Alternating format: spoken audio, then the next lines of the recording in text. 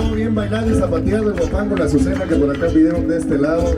Ya vamos agarrando algo de ambiente, ya vamos agarrando por ahí algo de ritmo para seguir disfrutando el día de hoy, de este domingo, de guapango número 699, 28 de mayo del 2023.